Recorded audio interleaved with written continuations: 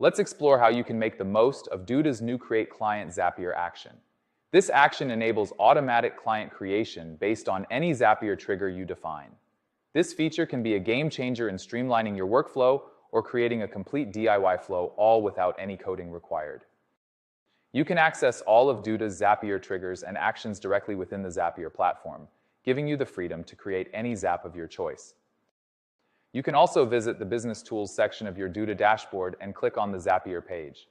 Here you will find a comprehensive list of actions and triggers, along with recommended templates to get you started. We have 2 template options that showcase how the Create Client action can enhance your work process or expand your business. The first template allows you to create a client and assign them access to a site based on a task status change in your workflow management tool. The second template we have is a DIY flow that you can embed in your websites to create sites and clients in Duda based on a contact form submission. Let's have a look at a Zap that we've set up for a DIY flow. This Zap uses Typeform.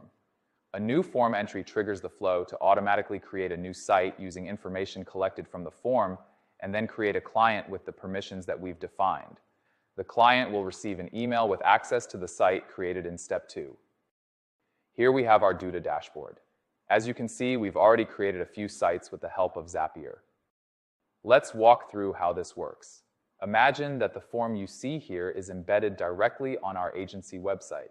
This form allows a client to create an example site, sparking their interest and prompting them to contact us for a more advanced website. Now, let's pretend you are the owner of a business. You're going to fill out the form with your business information. What's the name of the company?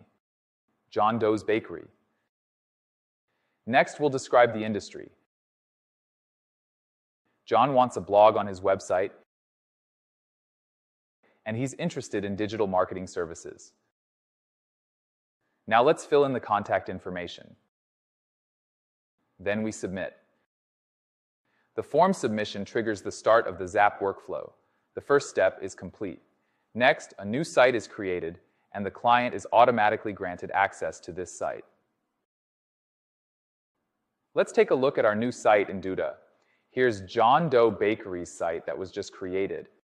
We've used the data from the form submission to populate the content library, which is connected to the site's fields, so they automatically update to display John's logo and business information. The business type for John Doe's Bakery is already defined, and the contact information we collected shows up here.